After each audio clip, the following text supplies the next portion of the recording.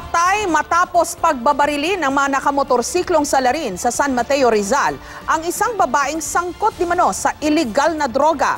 Kahahatid lang noon ng biktima sa kanyang anak nung hintuan at paputukan siya ng mga suspect.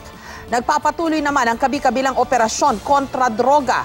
May report si John Consulta. Kuha ito sa General Luna Street sa Barangay Mali, San Mateo, Rizal, mag-alas 6 ng umaga kanina.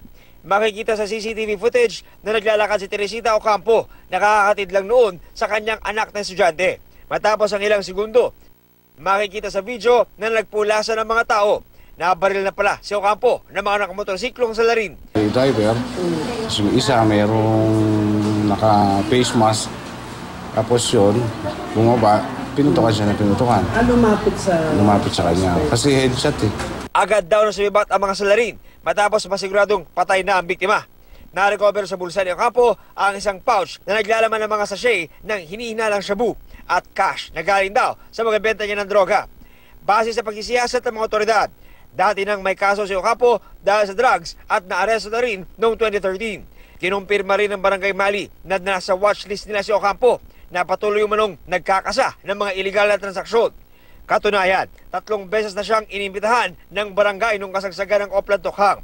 Patuloy na inaalam ng pulisya ang pagkakakilanlan at motibo ng mga salarin sa pamamaril. Sa kalapit bayan naman ng Taytay, nagkasa ng bypass operation ang mga otoridad sa isang bahay na ginagawa umunong drug den. Nang pasukin ng mga otoridad ang bahay, tumambad sa kanila ang 10 parokyanong bumabatak. Agad silang iniresto. Kabilang na ang target ng operasyon na si Dexter Garcia. Opo, involved po sa droga. Gusto nga po magbago eh.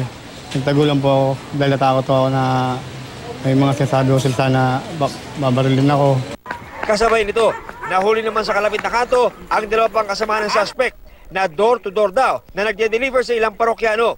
Bukod sa na-recover na droga at drug paraphernalia na nagkalat sa bubungan ng bahay, nailigtas din sa drug den ang 3 bata na kasama pa ng kanilang mga magulang habang bumabatak. Sa bypass din nasukol ng mga otoridad ang magkapatid na tulak umano ng droga sa Quezon City. Nasa 3 sachet ng hinihinalang shabu ang nakuha mula sa mga suspect na sina Dayan at Talia Tumaroy. Aminado si Dayan na gumagamit siya ng droga, pero itinangging nagbebenta siya nito. Depensa naman ni Talia, hindi siya user at sinasamahan niya lang ang kapatid. 11 umano'y tulak at gumagamit naman ng droga ang naaresto sa ikinasang one-time big-time operation ng Caloocan Police kagabi.